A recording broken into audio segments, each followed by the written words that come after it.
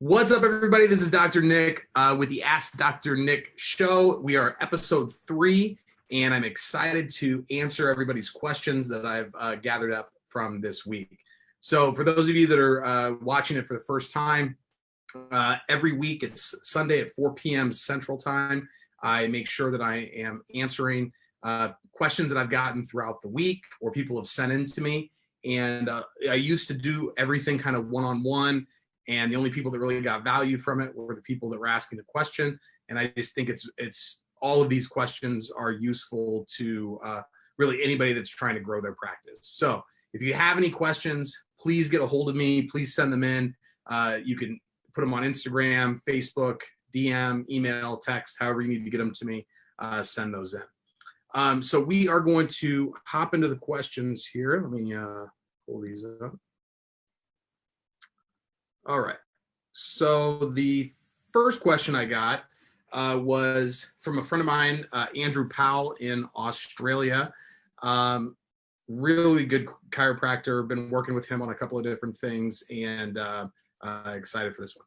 So he says, I find that I really need to be in the right headspace for writing or creating content.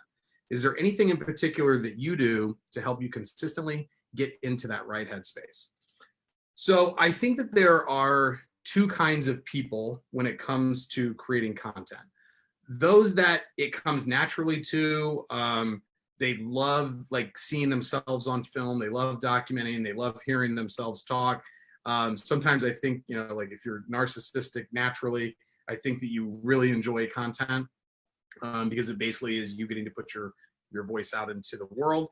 And then there's other, not that everyone that loves content is narcissistic, but narcissists usually do love content. Then I think there are the people that do not love creating content. I fall into that category. Unfortunately, I have started a content marketing agency, so that forces me to create a lot of content. So I have to create content for not only my office, but also for my personal brand and for Leverage Media. And so I'm doing a lot of video. We just started this podcast a few weeks ago. We're going to be starting one for the office shortly. And the only thing that I really just cannot get myself to do right now is blogging. But we're getting that figured out as we speak. So most of the people that are asking this question are I think asking more along the lines of video. So video can be tough just because you got to decide what you're going to talk about. You got to think about what it looks like. You see yourself on the video, you hear yourself on the video. So sometimes video is kind of tough. What I do is I am a naturally, just like my demeanor is more serious than it is like effervescent and fun loving. So whenever I'm shooting videos, especially shorter videos that are going to be used for advertising, those I have to, like before I have somebody hit play, I literally have to say to myself, happy, happy, happy. And I have to smile so that when I start the video, I've got more energy. I'm smiling when I start. And it usually like tapers off and I turn into just like who I normally am. But I also am always cognizant that I need to have more energy on video than I do just in my normal day-to-day. So when I'm doing this right now, I'm probably at about, 30 or 40% more energy than I normally put out if I was just, sitting here working, talking to somebody one-on-one in person. So always make sure that you're amping up that energy right before you go onto it so that you hit the ground running, and then it's a little bit easier. It's hard to like start out slow and like work your way up. I find, at least for me, I like to start out strong and then it'll start to taper off as it goes along. In terms of like the headspace for creating content, and if you mean like thinking about what I should be talking about, for me, I like to keep notes. My mind is because I create content a lot, my mind is always thinking of situations that could make for a good video, especially video, like something that looks good, that is a metaphor for something, an analogy, helps you explain anything like that. I think is really useful, but you can't you can't just like get into content creation mode and then remember all of those things. So what I do is, as I'm going through life, I'll just pull out my phone. I'll take a note whenever I see something that I'm like, oh, that reminds me of this point that I make a lot. So if it's about, you know, website design or whatever, and I see something out in the world that I'm like, that's a good kind of lead in, or that's something that I could talk about and relate it back to websites, I make a note of that. And whether I end up like going and doing that, like at that spot, or, you know, using that idea, a lot of times it'll just trigger the thing that I wanted to say about website design, right? So I'll make the note in there of, you know, like for example, I was they just opened up the world's largest Starbucks on Michigan Avenue, and we were at dinner last weekend, and it opened up like the Friday before, so we're like, oh, you know, let's go get a coffee after dinner. And so we go there, and there's literally like a line around the block, like it's the coolest club in town. So I just took a video of the line, and then I made a note in my notes. I don't even really know what that's going to end up. I don't know what that's going to end up being in terms of like part of a video, but I took the video of the people in line just in case there's never that big of a line again. And then in the future, I might go back to that Starbucks, shoot a video, use that line maybe as B-roll footage if I can think of something that relates with, you know, being the biggest thing, or, you know, creating a buzz or something along those lines. I haven't really thought of anything good, but I've got it in my mind, and I've got it in my notes of world's biggest Starbucks, and then I have that B-roll footage of the line. So that's kind of where I'm at, is that I try not to, I'm not very good at like sitting down and thinking for an hour about like what I'm going to talk about. I either talk about what's on my head, or I go to my notes and I'll look through that. So I hope that helps in terms of the mindset of creating content. When you are like, especially if you're writing, be sure that, you know, you're in a quiet space. You know, I know you have kids, but be sure that you're in a quiet space that you can like really envision like who it is that you're speaking to, and try to stay focused, because content can be a little bit draining if you start to get distracted. So, all right, let's go to another one. Let's see.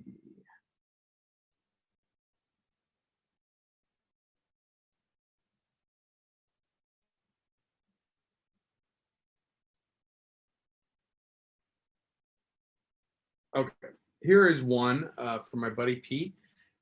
Should I be doing both ads and content marketing simultaneously? That is a resounding yes. So I think that, trying to see, I thought there was another one in here about, so I think there's another question in here about just what the split should be when it comes to content marketing versus advertising. So what I tell people in Leverage is that we use Dr. Nick's secret sauce, which is 80% focus and energy on content, 20% focus and energy on lead generation.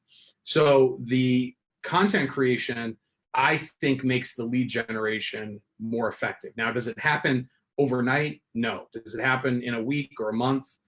Even sometimes a year? No. But over time, like right now, like this Facebook Live will be seen by, I don't know, dozens of people. It's not like thousands or tens of thousands of people are going to see this, right? But it's my third one. It's my third week. Maybe in my third year, there'll be hundreds of people, or maybe there will be thousands of people that watch this either live or the posted recording of it. So I think that when you're talking about content creation and advertising together, you have to start off, I think, 80-20. I think you've got to put 80% of the, like I've heard it said before, 85% PBS, 15% QVC. So I kind of like that split. But so like the 80-20 kind of works there. So if you're putting out tons of content, and by content I mean, you know, valuable videos, blogs, audio, podcasts, whatever, that are helpful, that is informational, feel free to do 20% of lead generation. So whether that's trying to get them to come in for a first visit, whether that's trying to invite them to an event that you're promoting, a dinner, a workshop, like anything that you're like, ads for chiropractors have just kind of, everybody thinks of it as like, I have to get them in the door for an exam, but you don't have to. You just have to like get them to where you physically are, so that you can start to build that relationship with them. So I think that when you're thinking of advertising, you got to make sure that you're thinking about it the right way, in that the ad just needs to get them to physically move to do something that you want them to do. Sometimes that's an exam, but other times it can be, lots of different things. That's why you want to have diversity in your marketing plan, so that you can invite people to different things. It doesn't always have to be, a first visit. So over time, in terms of the content creation, it can start to, level out a little bit, to where your advertising maybe is a little bit of a bigger percentage of the total, the lead generation is a bigger percentage of your advertising budget. Now, I also think that one thing that people don't think about is what percentage of content creation should be around the creation and what percentage should be around the promotion. So if you create content, that's great, but if no one sees it, it's kind of pointless. So making sure that you are promoting the content that you do create is, I think, is half the battle. And being able to use it effectively in retargeting campaigns, and especially when you're talking about conditions, if you know that somebody has low back pain, you can't just retarget them with every single piece of content that you've ever created about every condition, because they only care about the condition that they have. So when you first start out, there should be more focus put into the promotion side of it than the creation side of it.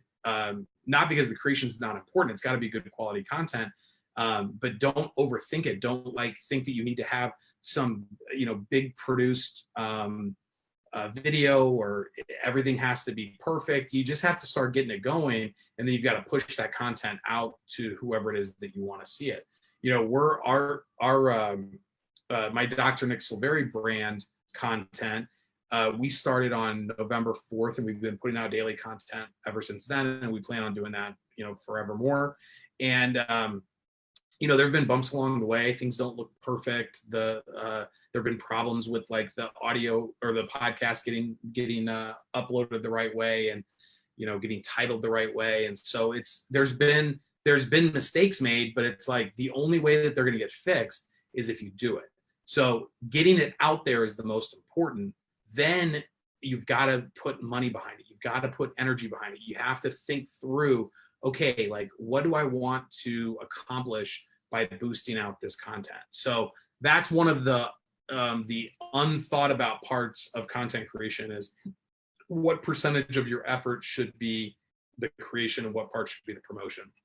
But getting back to the original question of whether you should be doing advertising and content creation together, that is an absolute must. I think that you do your brand a disservice if all you're ever doing is asking people for things, and it's just bottom of the funnel sales stuff. I think that over time it starts to create a negative brand equity in your marketplace.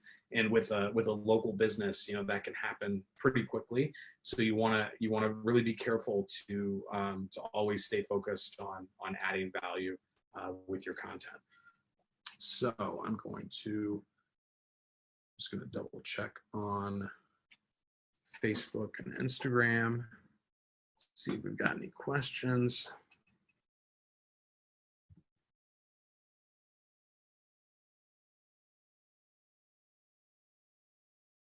I appreciate it, Tabor. My buddy Tabor said, Nick, you rock, brother. I consistently am impressed with your work. I see you everywhere, LOL.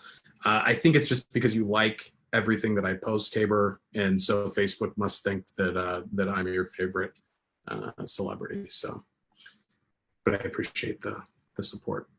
All right, let's get to the, actually, let's pick one that Tabor asked. Oh, shoot, it's on my, he sent videos. What did he say? Okay, oh, I remember what one of the ones he said. All right, so third question is Tabor Smith. If you guys don't know him, he's with the spinal hygiene movement.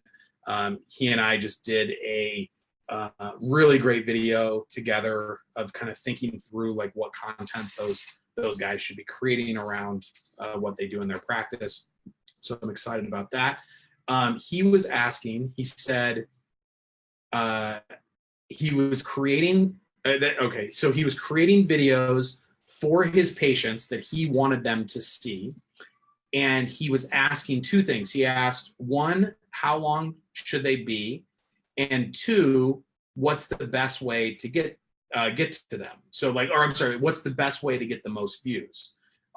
So when you are creating content for non-patients, obviously you want to put that on the platforms that they are spending time on. So that's mainly going to be Facebook and Instagram. Twitter and LinkedIn are also good ones to put to add into the mix. But if you're making content for your patients, you can put them out on Facebook and Instagram, and you can boost those out to people that are patients.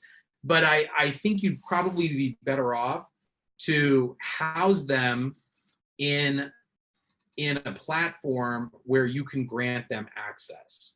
So my recommendation, if you're creating content for your patients that you want them to see, the easiest, cheapest way would be, which is free, is put them onto YouTube and create playlists around what you want them doing. So for example, if you wanted them doing the spinal hygiene exercises in that you promote in the kit that you sell, then you would have a playlist that was about spinal hygiene. And the people that have the kit would have the context around it, and they would know that it was what it was for and why they should be doing it. If you didn't want that available to the public, you could hide it, and then you could just give the people the link that you wanted to have the link. So we did that with the Gary Vee interview.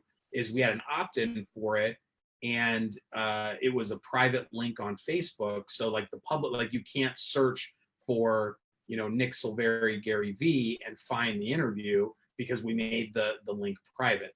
So it's still housed on YouTube. So all we have to do is send out the link, but only the people that have received it get to click on it and watch the video.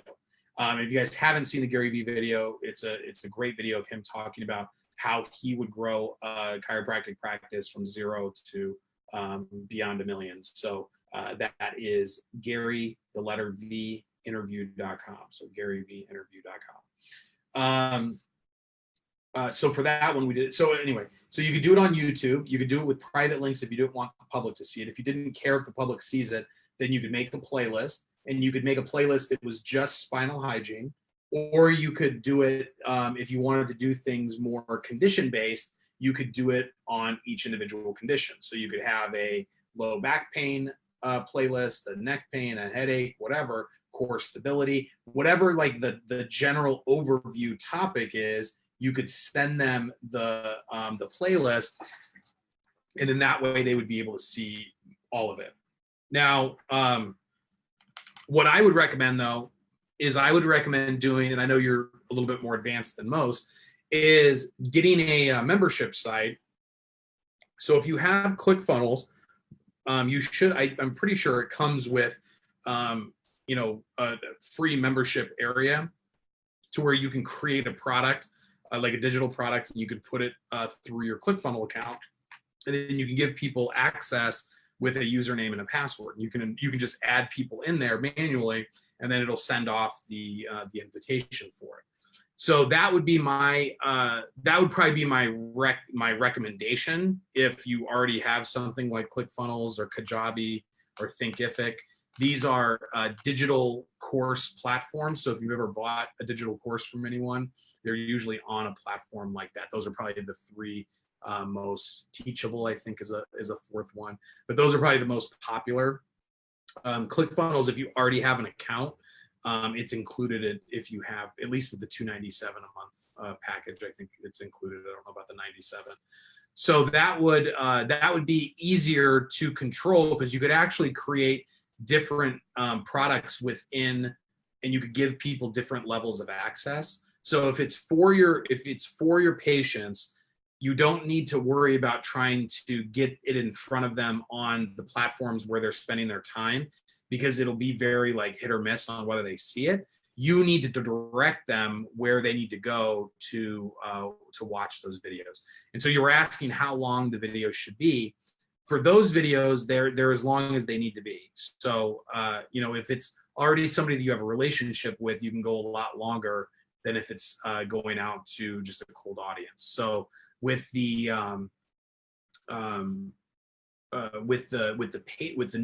patient videos, where you already know them, they already know you. I try to keep it to like one thing. So each video should really only cover one specific thing. So the shorter the better, just because people have short attention spans, regardless of whether they know you or not.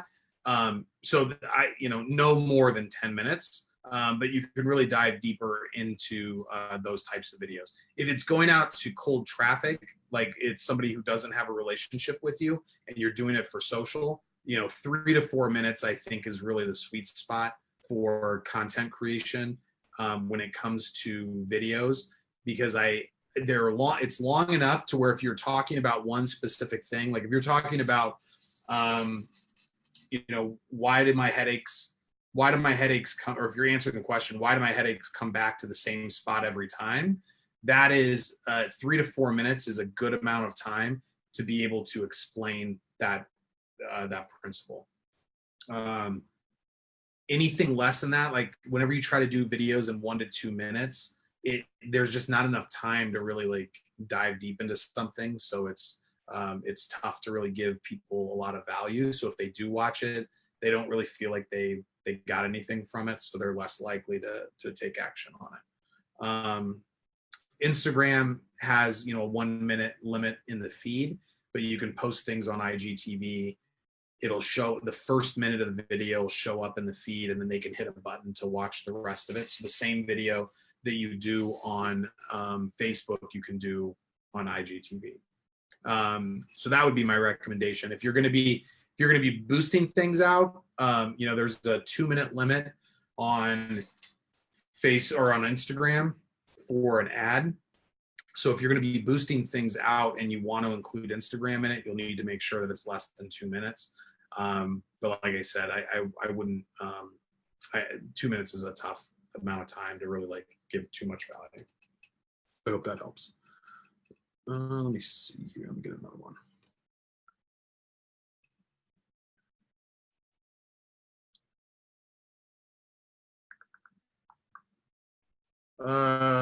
Here's one from my buddy Ryan House, Hizzle for Shizzle.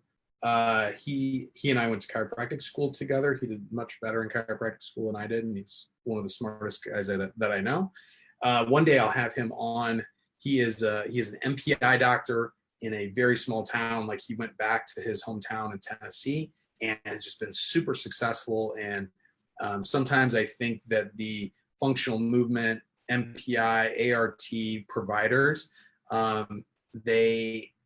sometimes I feel like they struggle a little bit just because their PVA is much lower, and Ryan's done such a good job with his practice that I think I'm going to definitely get an interview with him to help that audience out. So anyway, he says, what's the best content to put on my waiting room videos? So the content that you're creating for Facebook would be the best content that I would put into your waiting room videos. So it's the right amount of time. It's like 3 to 4 minutes. Somebody sitting in the waiting room is usually not there for more than, hopefully more than 5 minutes or so. So what we do in our waiting room is we do a video. It's either I think it's every 10 slides. So every 10 slides, we are doing a video, And then in between those videos, we're doing, just healthy living tips, things that we're promoting in the practice, other services that people may not, be taking advantage of. Like if you're coming in just for chiropractic care, you may not know about our massage specials or 8 weeks wellness dinner coming up. So anything that we're promoting, internally or externally, we'll put on the slideshow. But then we have our videos that we create for Facebook on the TVs as well. So I think that the content that you're creating is really valuable for existing patients, because they might be there for headaches, but if they watch a video of you talking about how you help people with asthma or low back pain or sciatica or whatever, right? If they watch that and their husband happens to have it, or their coworker has been complaining about it, that gives them the ammunition to go and talk to them about it. Because usually people will refer people with the same problems that they have, but if they're not really, if you haven't taken the time to educate them on every single thing that you do, it's tough for them to always know who that you can help with that problem if it comes up in conversation. So the best content, I think, is the videos that you're already creating, and then a mixture of promotional, which again kind of follows that 80-20 rule that I thought about before. So 80% educational, 20% promotional. So let's say that there's 10 slides in between each video. 8 of them should be just like healthy living tips. I know like Ryan's really into functional movement, so maybe some infographic on the right way to get up out of a chair, the right way to lift something heavy, how much water people should be drinking, just like anything that's just like little factoids that they would find interesting. I think that that'll be the best content you can put in there, is anything that can empower them and give them just a little bit more information every time they come into the office. Because what'll happen is if you catch their attention one time when they come in, the next time that they come in, they'll be actively looking at it, because they may have enjoyed it a little bit the last time they were in. So that would be my recommendation, is be sure to make it valuable for people.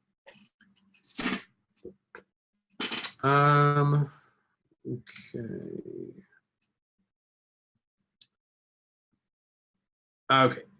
This one is going to be from Colton Purcell. I think he is in school right now. Maybe he's an associate, but he took advantage of. Yeah, he took advantage of. I'm giving away 100 copies of one of my coaches and one of my mentors' new book. Stephen Franson with The Remarkable Practice wrote a book called The Remarkable Practice, and he just launched it. And anybody who launches a book is always looking for lots of reviews so that other people can see it and see that it's great. So I am offering the first 100 people that take me up on it, that I will buy them a Kindle version of the book. And I still have some of those left. So if you are interested, please reach out to me. If you just go to Dr. 𝐋𝐨𝐴𝐵 either on Instagram or on Facebook, just send me a message with your email address, and I will get one sent out to you right away. So Colton took advantage of that smartly, and the book is amazing. He asks, where should you prioritize money starting up? So if you're starting a practice, where would you prioritize your money? So I'm just going to use my second office as an example, because I started that office from scratch. So I bought my first practice. One day I'll go through the details of the purchase and the eventual sale of the practice. That is, to this day, I don't know if I'm ever going to do any better on a financial interaction than I did on buying and selling that practice. So that one was really good. That's a story for another time though. So the second practice that I had, so I bought my first practice October 2006, and I started my second practice like a year to the day after the first one. I opened my doors for the first time to my second practice, which I started from scratch and I got a loan for. Now, this was before 2008, before the world melted, and banks, are not super excited about lending to chiropractors anymore, just because so many chiropractors defaulted on their loans after that. So I got $100,000 loan with no money down, which was amazing. But I didn't really know what to do with it. So my other office, I had just bought it, and there wasn't really anything in particular that I needed to do other than I just paid for it. It was just like a one room in a medical center. The only thing I bought was an adjusting table, an answering machine and a phone, and a broken down Walmart desk with the accounts receivables. That was it.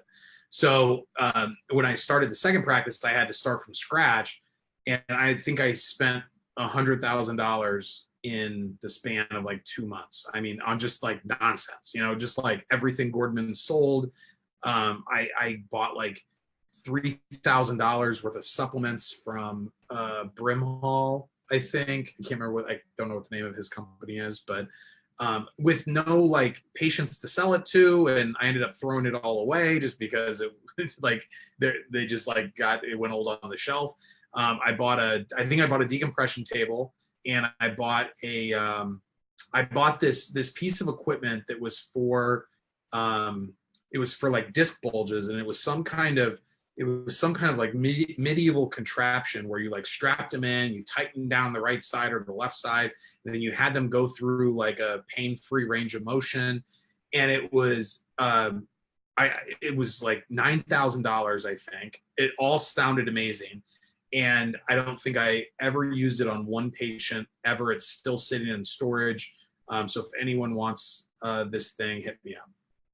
So the way that I did it was not a great way to start a practice. So let's say you have $100,000. What I would do is I would take, first of all, I would find as small of a practice as you possibly could. I don't know what kind of practice you want to have, but if you're mainly just going to be an adjusting practice, whether it's starting up in someone else's office. I just did a podcast with Margie Smith of the Micro Practice. She teaches people how to do that, how to have a very like low overhead, high profit, stress-free practice. And I would strongly recommend, following her, paying attention to what she says. Our podcast, I think, is going to be out in January, because she's kind of launching her product early next year. So I would maybe recommend that, like starting out small, starting out in someone else's practice, just so that you don't have to buy a lot of the things that are just like non-income generating. So if you could rent a room in someone else's place, that'd be great, because the front desk is already paid for, yada, yada. But if you're going to do it on your own, I would get as small a space as you possibly can. Always be negotiating the commercial real estate price. What I'd also think about when you are starting out, and this doesn't really have to do with like how to spend the money, but I would for sure look for a location that is busy. So when I bought my building, my first practice was kind of in the same area that my building is now.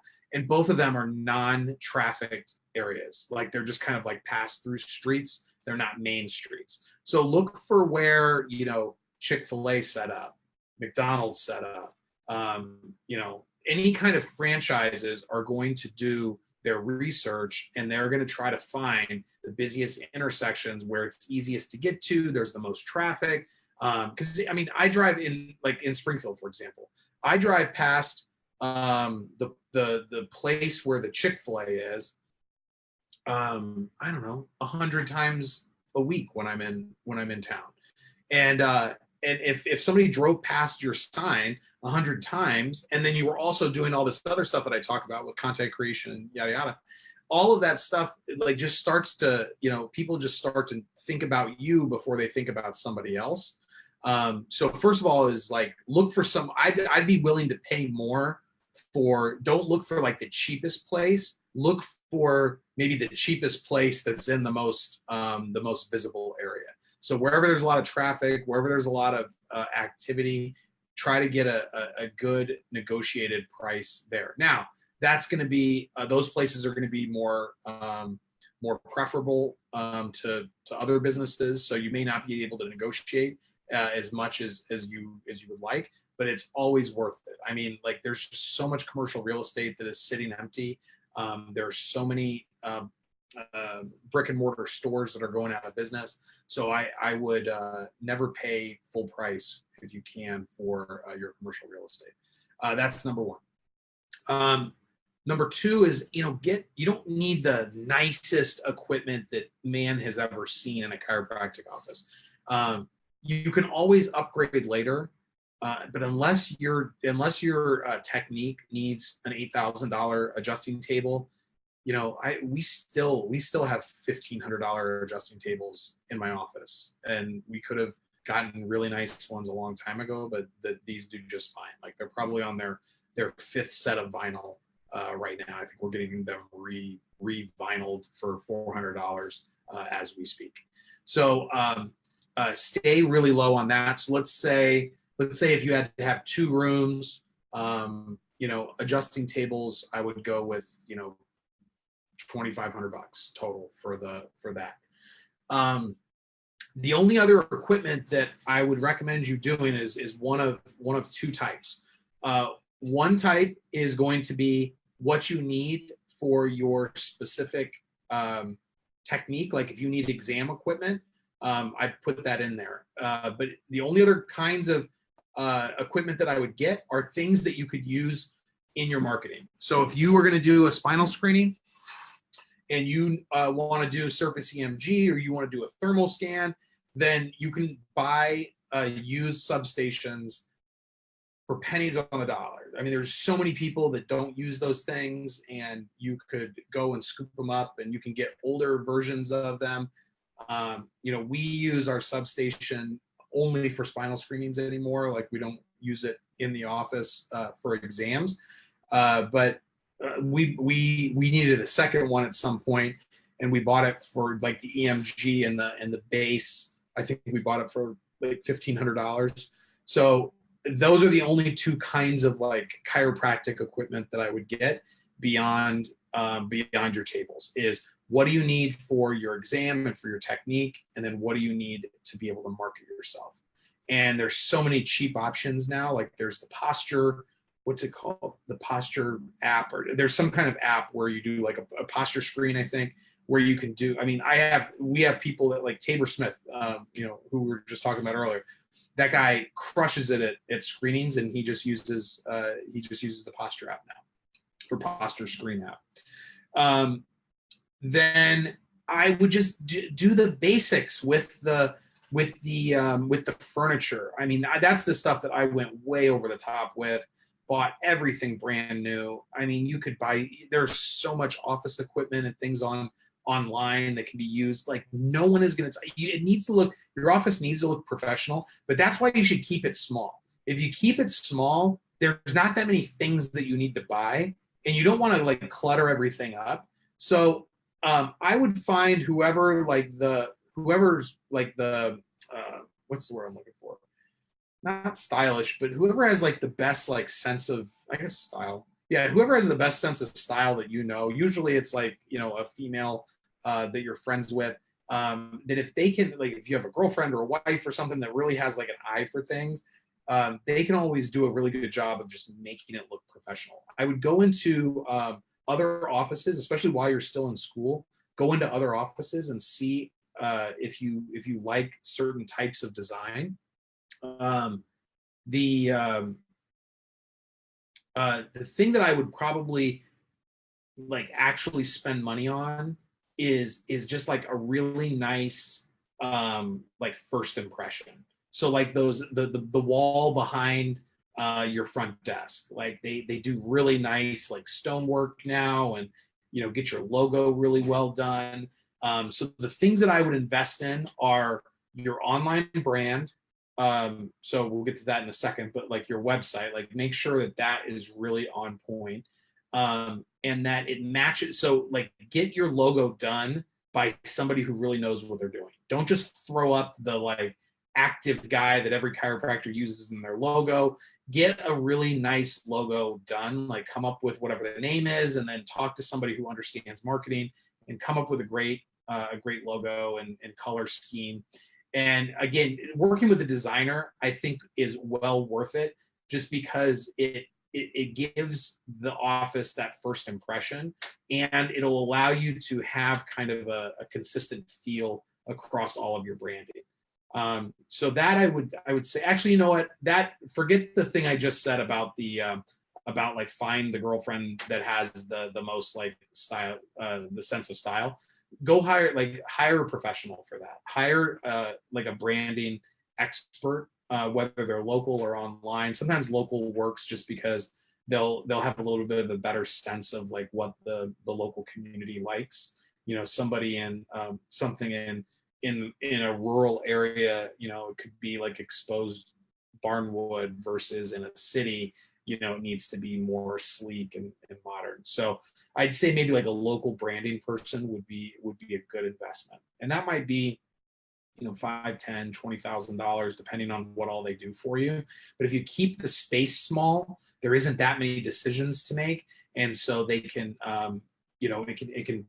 it can keep the cost down in terms of like what you have to buy, and then also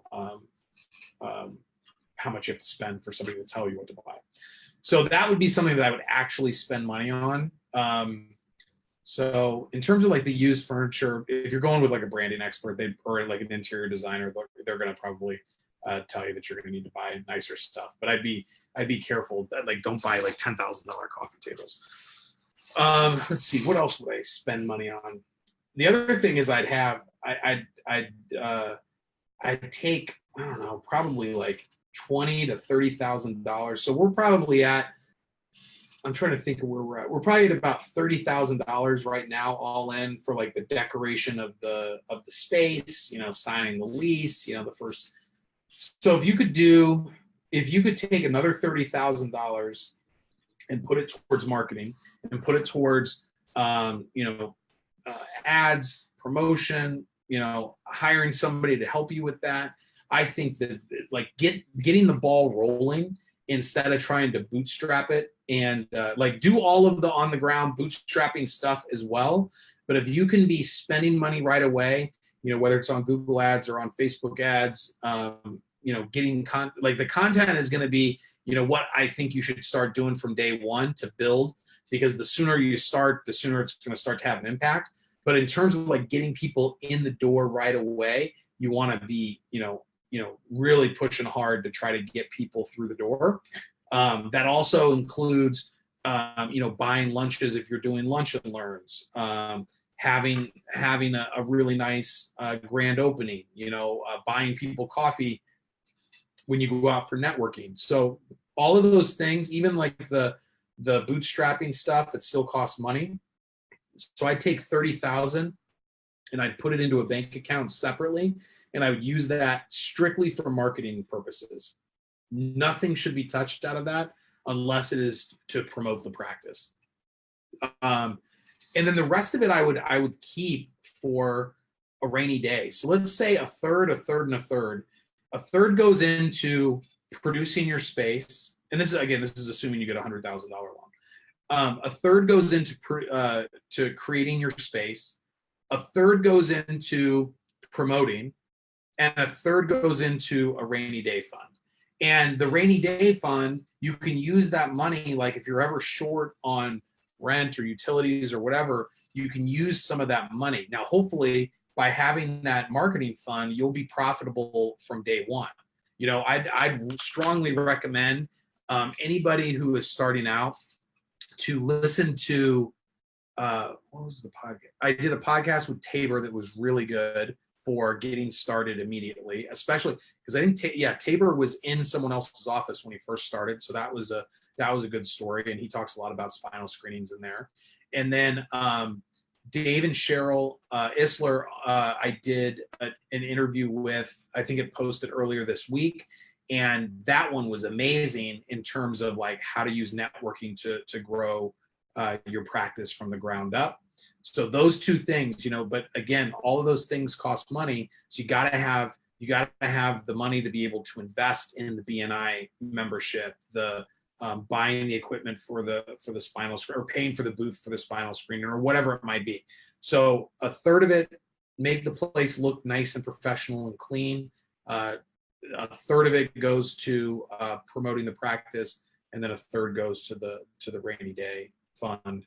And you can use that money to pay for the loan payment for the first couple months if you're not super profitable. But you know, that's why I interview practicing chiropractors every week, so that I can give you tips on what the most successful people did. And honestly, a lot of them are the same. It's they got out there and hustled and met people, and however that was, whether that was networking or spinal screenings or talking, doing talks, they were out there meeting other human beings and telling them what they were all about. So please listen to those podcast interviews, because I try to really go deep on what made those people so successful starting out. All right, guys, I'm going to check to see if there are any other questions here. Let's see. Let's see on Instagram. Oh, here we go. Let's see. Dr. Vartan said, anything specific new practices should focus on, or technically do anything different than established practices? I don't really think that there's much different that you should do that established practices, you know, are or aren't doing.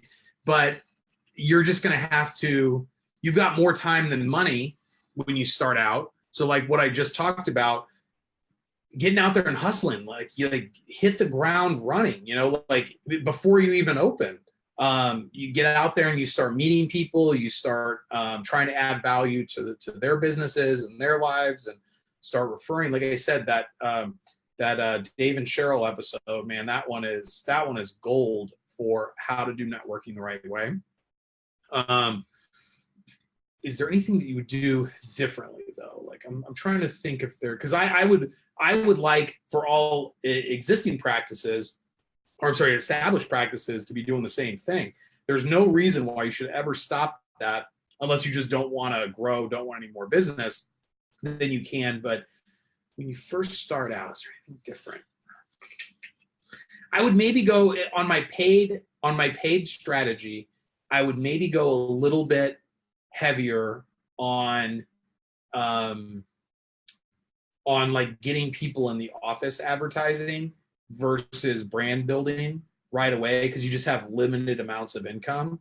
So I would try to go a little bit heavier on, say, like Google AdWords than just pushing content out, just because it'll get phone calls. Like you'll get clicks, you'll get people calling the office. And when you first start out, it's like, you know, you're in survival mode.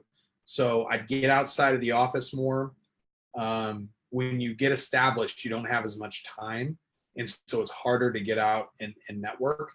So I would block my schedule. So the times that I think are the most important for adjusting are between 7 a.m.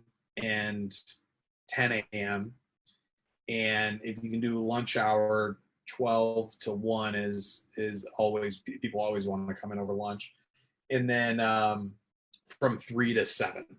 So anything outside of that, that's when you should be doing marketing. That's when you should be setting stuff up. You should be getting out into the community more. You should be trying to do lunch and learns. You should be trying to do spinal screenings, or just meeting one-on-one with people. That's going to be, you just don't have time to do that when you're established, or at least that much time. Like it's important, but it's more of like, you're like setting up a lunch, or you're going to an after hours, or you're going to a breakfast thing, versus being able to take from, 1 p.m. to 3 p.m. to have like a lunch and 2 coffees, so you just gotta, I think you have to focus more of your attention on meeting people and focus more of your advertising dollars on getting people through the door. All righty, let's see. All right, it looks like that's everybody. All right, so if you guys have any questions, it's always easiest if you can send them ahead of time, just because I don't look at the Facebook and the Instagram stuff until the end. So it's always easy if you want your question answered, please, like I said, get a hold of me. Facebook, Instagram, DM, email, text, however you need to get a hold of me, hit me up. And this has been awesome. I love doing these every Sunday. We'll be shooting for 4 p.m. Central every Sunday, unless I'm traveling or my schedule gets messed up. But this seems like a good time. And the first part, you get to see a nice Chicago sun going down time. So if you guys have any questions, hit me up. If not, I will see you on the next episode. Have a good one.